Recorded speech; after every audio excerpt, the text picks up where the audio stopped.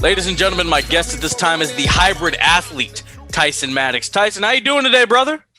Oh man, I'm doing all right, man. Just not too long ago, got out of the gym, doing the daily routine. Today's the off day from training in ring, so I know I typically hit the gym hard on Tuesdays. Hey man, I wish I could hit the gym, but California very strict guidelines when it comes to the Coco 19. Oh man, I'm in Georgia, man. They don't care. Georgia and Florida, they just don't give a shit. Well, not Texas. Not Texas wide open now too. So oh yeah, well Texas has their own. They have their own problems. Yeah, I have to go to Dallas this weekend. Booked it. What part? I used to live in Dallas. Well, it's like outskirts of Dallas, like an out Fate, Texas. Oh, what was it, like Marquee or Marquette, something like that? Like the outskirts of Dallas, kind of. Yeah, I know it's an hour from where I'm staying. Or whatever. For sure. Yeah, for anybody that doesn't know, Dallas it's like a giant. It's like a mall, a big city with like a whole bunch of little cities in it. Yeah, it's similar to Atlanta. Yeah, it's the perfect way to describe it. So, man, let's just jump right into it. When did you realize you wanted to become a pro wrestler, man? Like, were you just like watching a match and be like, "Yo, I want to do this one day," or did you try some other things? We're like, "Hey, I'll try this," and then it just panned out for you. It wasn't so much as a try. Let me try this. Like I've been like my first memories, and I guess you could say when I started developing a memory when I was like two and a half, I went to a Mid-South show. So I've always like watched wrestling. And I've always been a fan of it. And, as, coming up, it's always something, hey, I would like to do that because, all the heroes and the guys you look up to, they do that. The Hulk Hogan's, the Ultimate Warriors, Bret Hart, Stings, and all those guys, they all do it.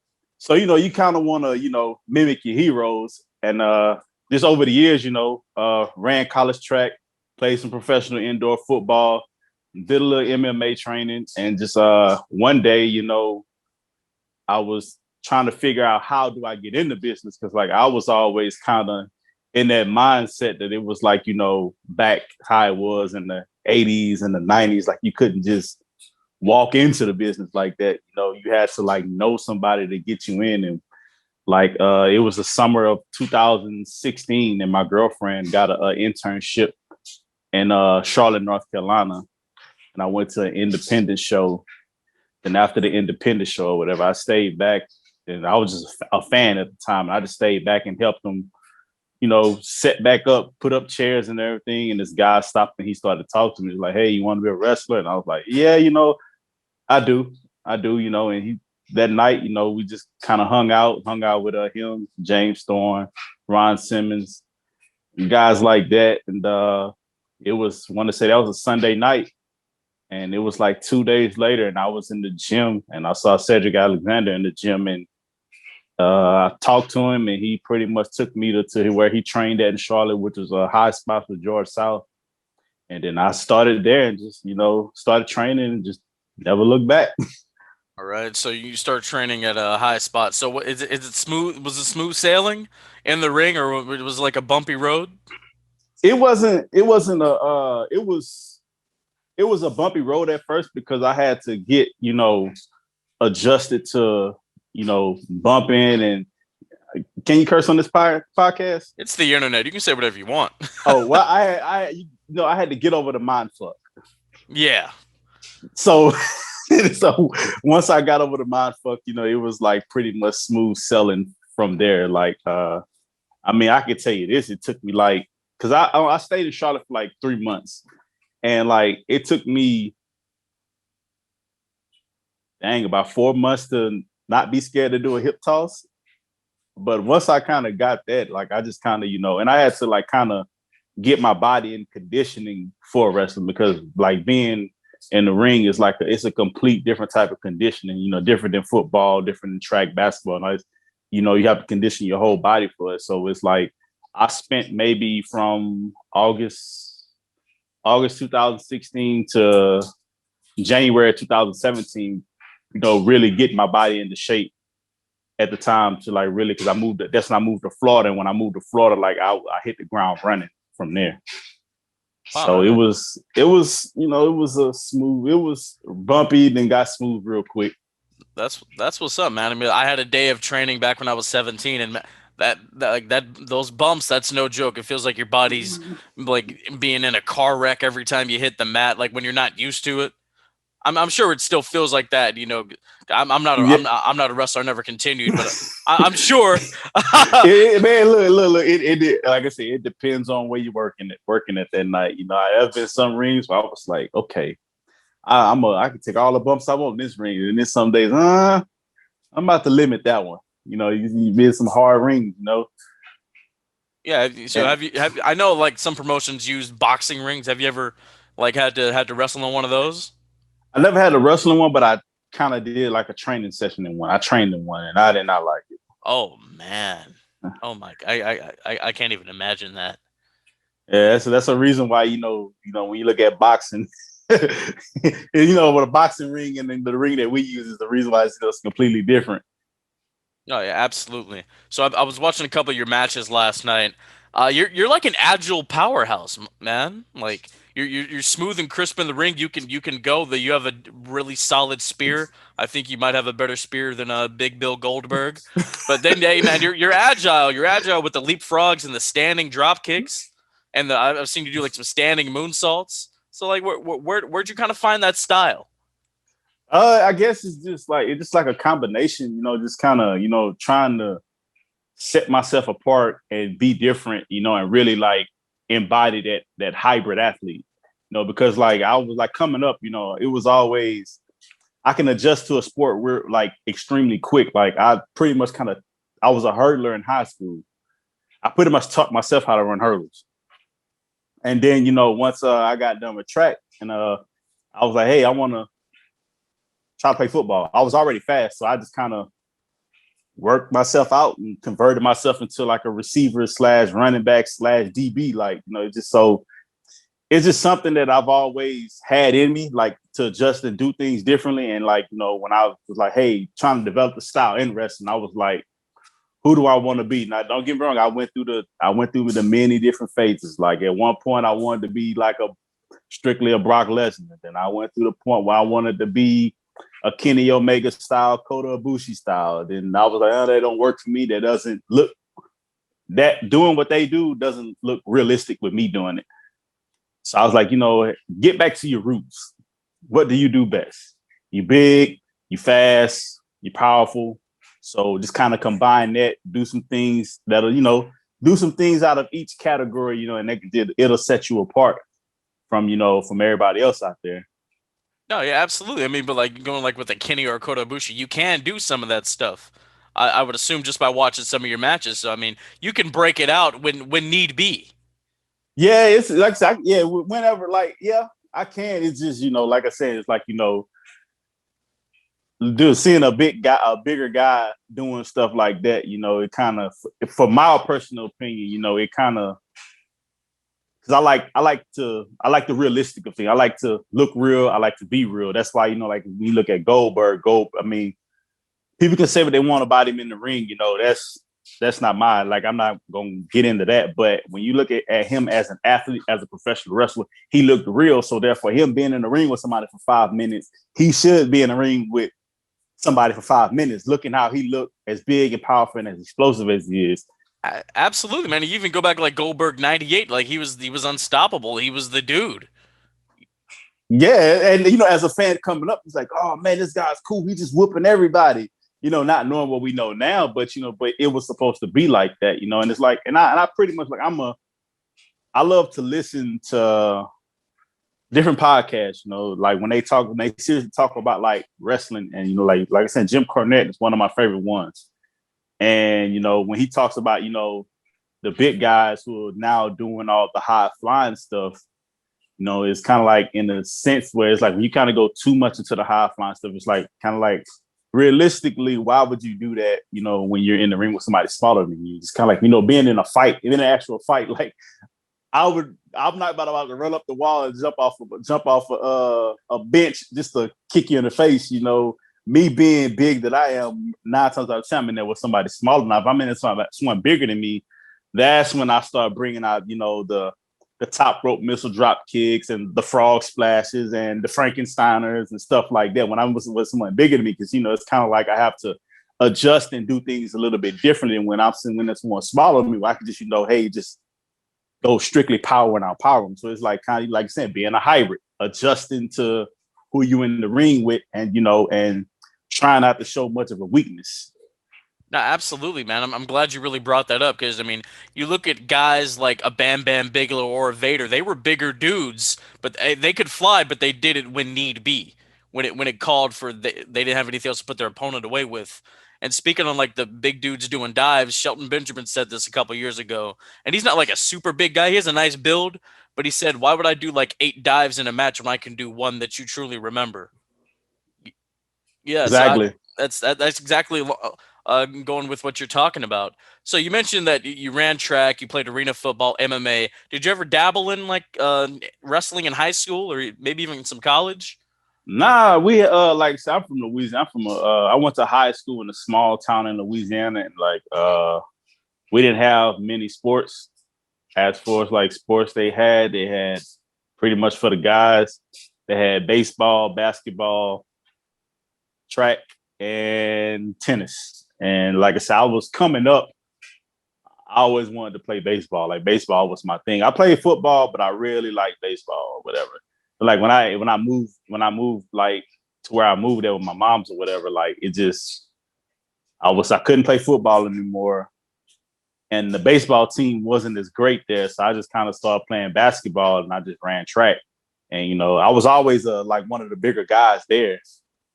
And so, like, as far as like, I wish we had wrestling, because if we had wrestling, I would have done it, because yeah, I've always had that itch to want to be a pro wrestler, and I just kind of thought, hey, that would be like the perfect way to get into it. But like starting, from right there, it's like I probably would have ended up in MMA first, and then ended up in pro wrestling, because MMA was so easy to probably get into, coming from with having a strong wrestling background and back in those days.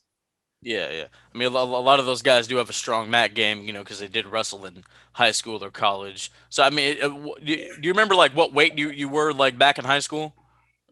Man, I was like about 170. Oh yeah, yeah, yeah. Were you pretty serious about working out back then? Well, not really. It No, was like I was. It was when I had to lift, like when we had to lift for sports.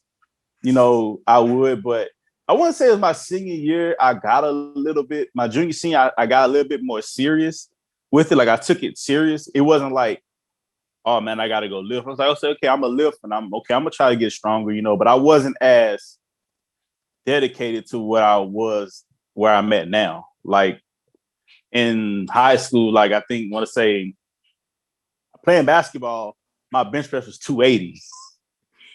I was in high school, wow. like, and I just was like, I didn't.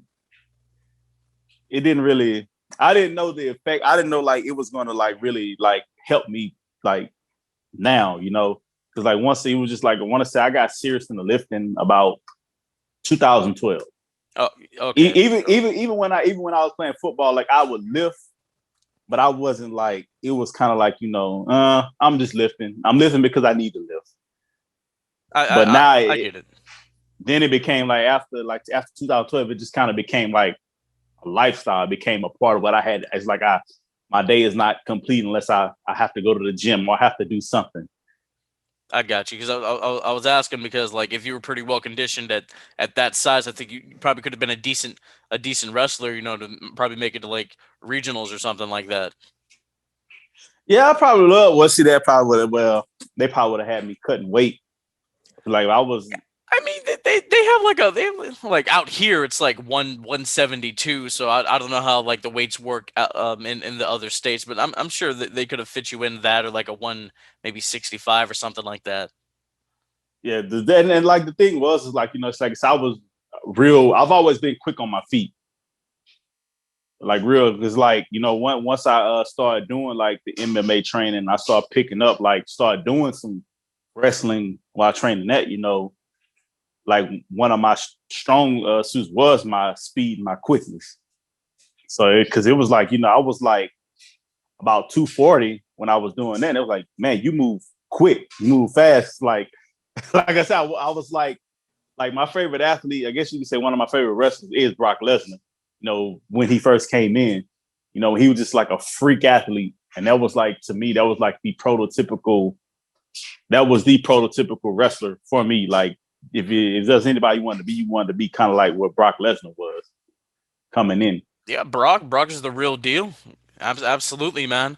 So I was watching one of your matches last night, and the commentator stated that you are the Bo Jackson and the Deion Sanders of pro wrestling, and I can tell Deion's one of your favorite athletes because of the Louis Vuitton gear.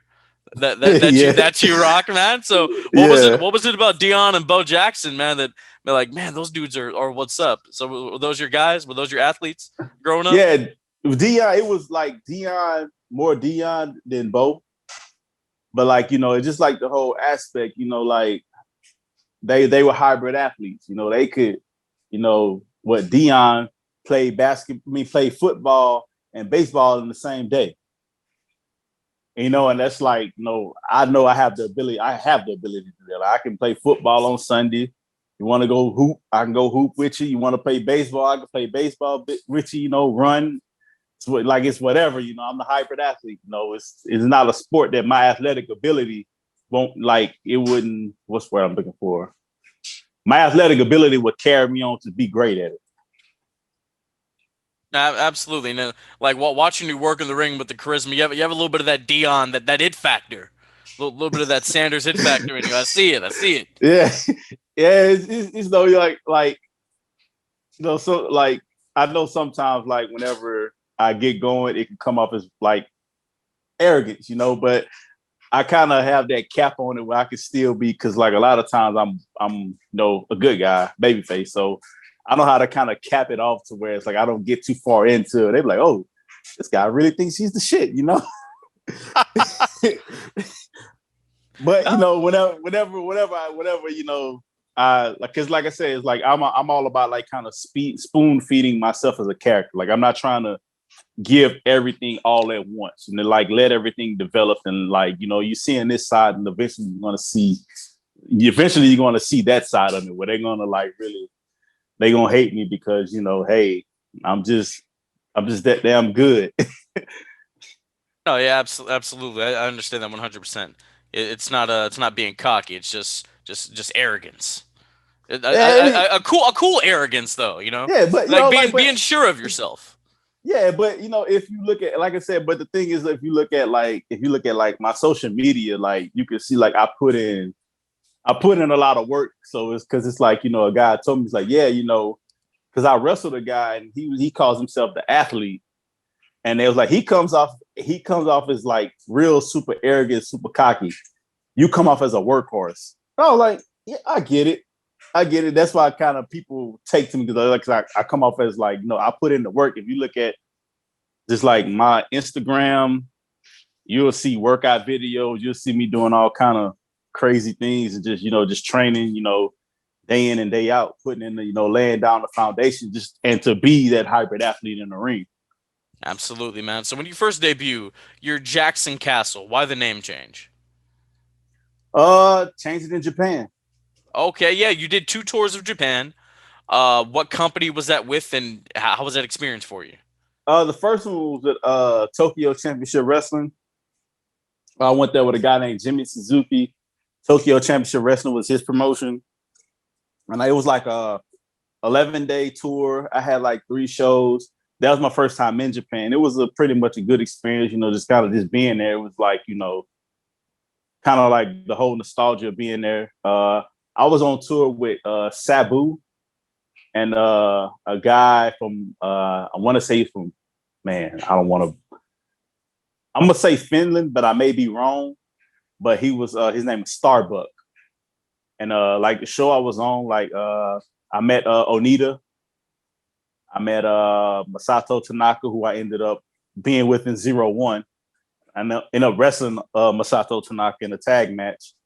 Met Tajiri, and there's a bunch of other guys. And when I was there, I did like a a match. It was for a company called Toshin, and what that was kind of like similar to the blood sport, the Joshua. Well, I'm gonna say Matt Riddle blood sport because I was actually at the first blood sport event they put on, which is done by Matt Riddle.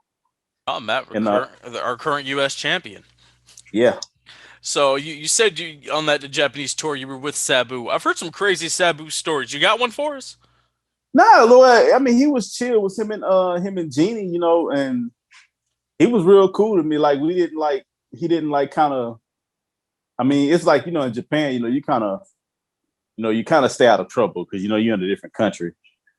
So, but I mean, I don't know. Like I said, when I was there, like I was kind of like we stayed in like separate hotels. And like I was kind of like by myself, just kind of roaming. Like I roamed like the whole time I was there. I would literally take the train somewhere and just like try to find my way back to my hotel. So I was just like all over the place, like kind of visiting different wrestling shops and going eat at different places. And but like as far as like really getting the full experience of Japan was when I went back with a 0-1 and I stayed 3 months. And that was like, I was living in the dojo, training in the dojo, and How do you communicate? They know broken English, right? yeah, they know enough to kind of explain it, to kind of communicate and get each other. Then like you kind of pick up on certain things that they say while you're there. I mean, I completely forgot it because I haven't been there like a year and a half. And but as far as like the wrestling side of things, it's just like wrestling is like universal. That's kind of like because like I went to this past August, I trained in Mexico with Ricky Marvin, and like it's just some of those guys there, like they couldn't really speak English at all, and my Spanish is not all that great, and it's just you just kind of feel it, kind of feel it out. It's like, I mean, what I would try to do, I would try to think what the other guy was thinking whenever something was going on, and that pretty much kind of worked for me. Like as far as like, but I was training, so it was like there was room for error. But when I was with 0-1, came show day, I was like really focused in on my match as far as like what was going on, and I pretty much had a nice little time while I was there. Absolutely, man. So you were in Japan. You went to Ribera Steakhouse. That's so synonymous with wrestling culture in Japan. What's the vibe like there? And I've heard the food is absolutely excellent.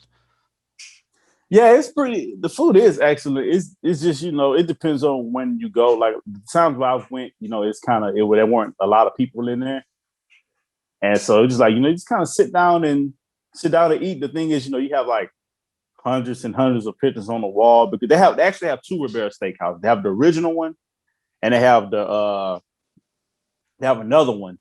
The original one is it's only open on certain days, but the other one what most of the people go to, like it's pretty much it's like it has a lot more space in it. I haven't been to the original one yet because it's kind of like the hours that would stay open. I can never catch it because we would wake up in the morning, train, and then after we would train, I would train some more, and then after I'd get done training, shower or whatever, and then it's like 4 o'clock, and you catch the train wherever you're going because 0-1's in Kawasaki, and trying to catch the train to Shibuya or Shinjuku or something like that, it'll take you like 45 minutes to an hour. So you get there about 6, 7 o'clock, and you want to walk around for about 2 hours. And there, the trains stop at 12. So if you're not where you need to be by 12, you live there for the night. Oh, that's what's up, man. I mean, I'd love to go to Tokyo and take a tour of like Japan, and of course go to the original Ribera Steakhouse because of all the legendary stuff there. But I mean, so getting back to the in-ring work, last year people really caught wind of you. You were in a tag team match with Sean Dean going up against the Dark Order, Silver and Reynolds on AEW Dark. How'd that come about, man? Who hit you up? Oh well, when what it was, like I've been kind of putting my stuff online, just posting, tagging, and I got the email from AEW about coming up there in December to come do dark, and like I went there, and that's what it was. I knew I know of Sean because he lives in Atlanta also, so I know who he is. I know who he was. I used to train at it's now called the Nightmare Factory, but I was there when it's called One Fall Power Factory. I trained there for about a year. Yeah, like I said, when I got back from Japan, that's not I moved over to Douglasville, and I'm training with Robert Gibson right now. Wow, that's what's up, man. So I mean, one fall. That's the QT was running that, right? Yeah, I mean he's still like running night, but he's still there He's still running it. He's involved, yeah. Yeah, he's still involved with it. Yeah. Yeah, that's what's up, man. So, do you play a hand in like helping you get in the door there, or? Honestly, I don't know. I don't know. Like I said, I know. Like I said, I just kind of post my content, and like as far as like reaching me, someone reaching out to me, it's very easy to reach out to me and find me.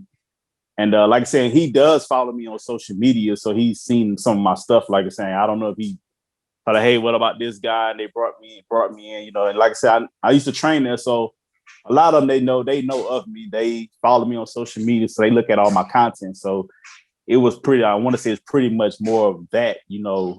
As far as them selecting me to come do dark. Absolutely, man. So the way I first caught wind of you was actually a couple weeks ago. You replaced Jake Christ at Global Syndicate Wrestling Inception in the Monster Factory in was it Paulsboro, New Jersey? You wrestled the AirPod God Richard Holiday. So how did that come about? They just were like, hey, we need a replacement. How would you like to do this? Yeah, man. Like I said, they messaged me and it was like, hey, we had a guy drop off. How can you make it? I was like, yeah, I can make it. Just and it was like, okay, we have to pretty much do the due diligence as far as like looking around. I'm sitting up there, I'm sitting at the house. I'm like, man, they're not gonna choose me for this booking. I'm way in Atlanta, and and they have like hundreds of wrestlers in that area that they could call. And I'm sitting, like I said, I was sitting down eating some fried ribs that I made in my air fryer. And it was about like 9:45, 10 o'clock.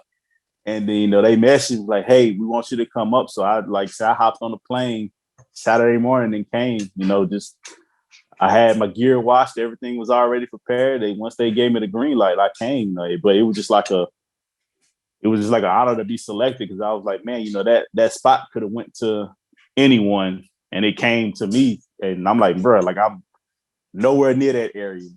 But I guess it kind of let me know like where I'm at so far right now as a talent because at that point in time I was just kind of like trying to figure everything out. Like, man, like where is my career going? And it's like I felt like being on that particular show and being on the next three that they have coming up, you know, that's going to be a big, push for me as far as like really, really pushing my name out there and getting it out to a bigger audience. So you're gonna be on, not to cut you off. You're gonna be on Catalyst in May.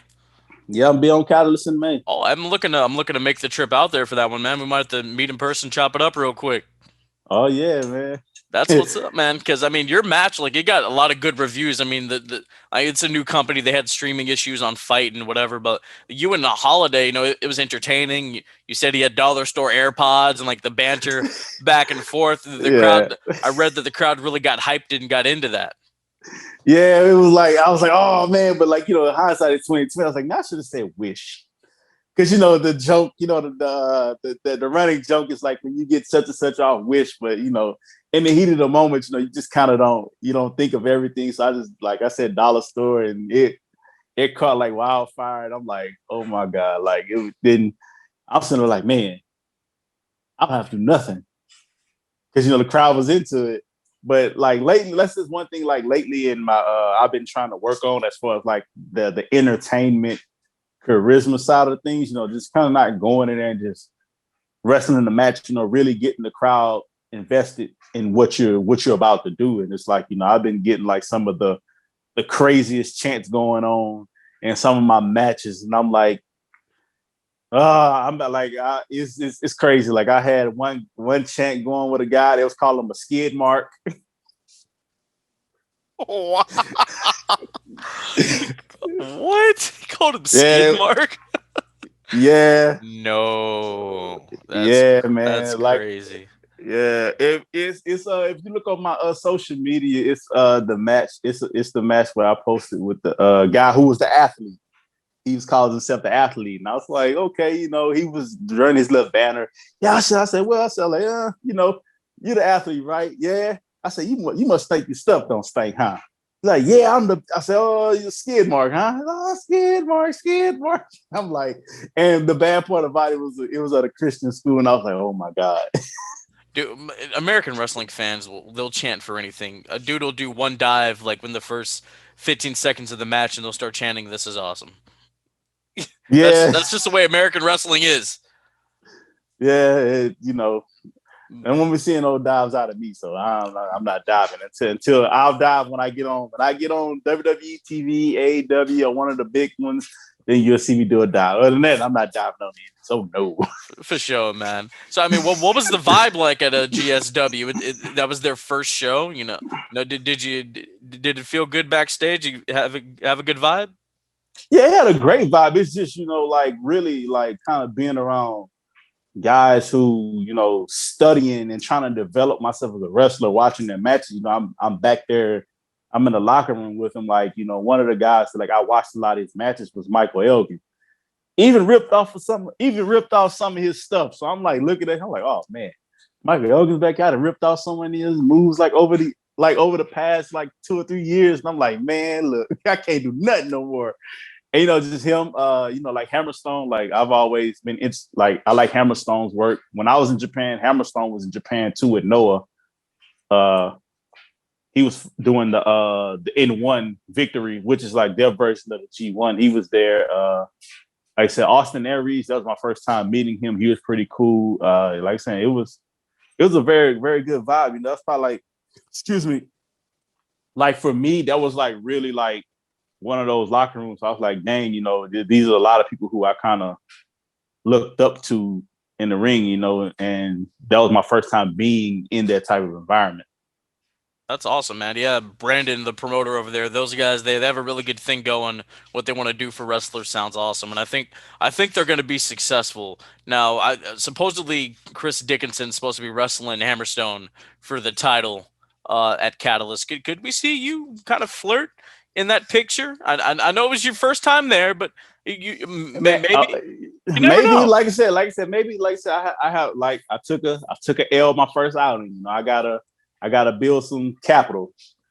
And I gotta get some clout, build some capital. I gotta defeat my next opponent, whoever that may be, and defeat the next one, whoever that may be, and just kind of really make a statement to state my case that I do need a title shot against whoever the champion is, whether that's at the time if it's Hammerstone, it's Chris Dickinson, A hell, Michael even if Elgin.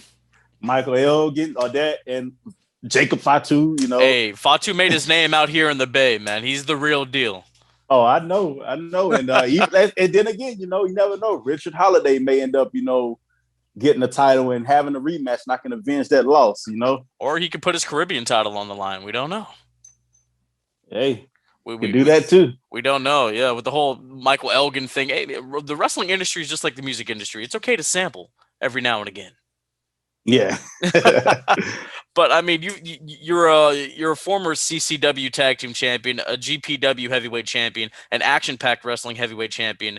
Like what I know, we just talked about the GSW heavyweight title. What other titles do you have your sights on right now? Really and truthfully, is I mean, as far as like the titles, like I have I'm in a 12-man gauntlet for the interdenominational title for Christian Wrestling Federation in Fate, Texas this weekend. As far as like, the championships, I collect whatever. It's like I really don't have my sights set on a specific championship, but I want the WWE championship, the Universal Championship, the AEW title. Hey, man. Even There's something about black wrestlers on the rise right now. You look at what Man, Bianca and Sasha are about to do at Mania, Shane Taylor's boys in Ring of Honor. You got Moose and Swan over in TNA or Impact, and of course Lashley just won the world title last night. There's something going on right now, man. to be honest though, it's like I kind of want to. I know before, like one of the main goals I wouldn't mind doing is actually winning a title in Japan. But the title that I would like to win in Japan is the Triple Crown in All Japan. That's prestigious too. I know That's Joe Doring, who was supposed to be on that GSW show, I think he's held that like 3 times. Yeah, so yeah, it's up and there it with like the and if you and GHC title. if you look at the lineage of it, you'll see why I want that title, and you'll look at the lineage, and and that's pretty much as far as like one of the things that that I really would like to do before it's all over and done with. Really compete for that title and win it. And but just because then like wrestling in Japan is it's pretty funny. It's a good experience. If I could really grant everyone the experience to do it, I would, so they can get a taste of it, because I know that they put a show, they hear about it, and they're fascinated by it. When they see guys who've been there, who wrestled there and done tours there. Absolutely, man. I mean, when people think of championships in Japan, they automatically go to the IWGP or even the GHC. But the Triple Crown title in All Japan, that's an underrated one. There's a lot of prestige there. Yeah, yeah. One of the guys like I like in All Japan is Kento Miyahara.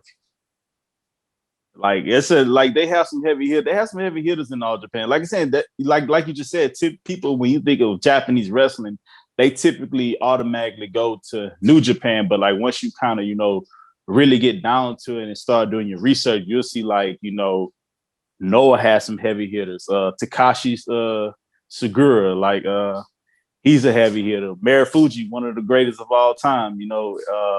Keno, Go Shiozaki, is it Kaito Kiyomiya? I might have butchered his name, but him, Nakajima, they have a lot of good guys, but they the platform that they have is not distributed to everywhere in the United States. They couldn't have just turned on, what it was. New Japan was on, what's that channel? Access. Destination Access. Yeah, I was about to say Destination America. It was on Access, and you can just go and watch. But them, DDT has some good guys. Like when you kind of get past the comedy side of things, that the stuff that makes it out of DDT that Americans see, they don't see the other side of DDT. They see the comedy, and the firecrackers in the butt and stuff like that. That's what they see stuff like that. DDT, Dragon Gate. That's where Apollo Crews, Uha Nation. That's where Yeah. he pretty much got his big break in Dragon Gate. Also, what's Kiro Tozawa was in Dragon Gate. Uh, Yeah, you man. I know, mean, African American wrestlers, like we really dominated the American scene, especially right now with everything going on. It needs to be extended into like Japan and the UK and other parts of the world. You know what I mean? You could be the guy to that do it. hey, like I say, it's starting to like really catch on. It takes time. Rome wasn't built in a day. You just have to have good representation while you're there. That's like while I was there, I try to be a good representation, because I'm not just representing myself and my family. I'm representing all the African American wrestlers who try to come out here. They say, hey, what is, because when you look at just like as far as like the world itself, it's a stereotype kind of pushed on a lot of us. And like in some places in Japan, they've never seen a black guy before. Because I've experienced that. Here I am, a big black guy with tattoos. You can easily stereotype and put me in a certain category. But when like they're being respectful, and they seeing like, oh, he's not like what they are perceived to be, Yeah, and changing the narrative. Yeah, and you know that, and like I said, that can open up doors because it's you have like African Americans in Japan. You have ACH would be there. As far as like New Japan, MVP, he was kind of the first, the yeah, founding father of it. yeah, MVP. Let me see who else. They have one guy in Jet. I want to say his name Kenny was his name Jet. He's one. I've talked to him before. He's actually in the New Japan dojo right now. It's a black guy. He's in the dojo right now, training over there. So he's probably about to break out sooner or later. But as far as like Shelton Benjamin, he's been all over. Like saying Jonathan Gresham. Jonathan Gresham, he was in 01.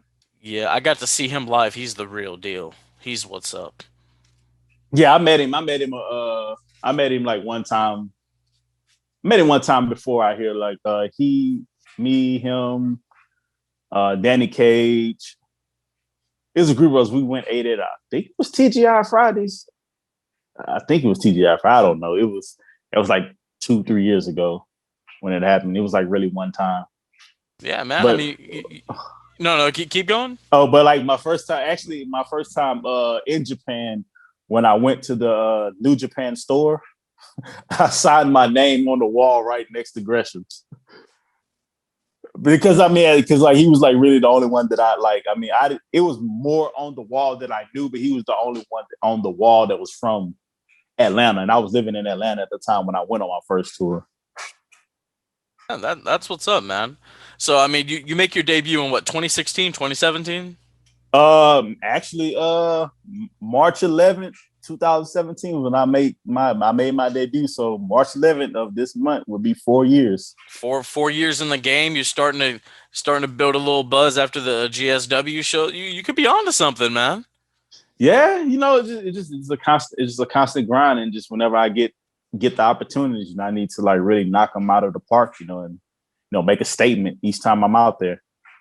Absolutely, man. So now this is the rapid fire portion of the interview. You ready? Yeah, Favorite character of all time?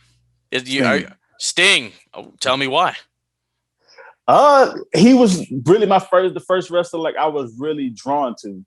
Being from the South, and WCW was on a lot, and he was just my guy.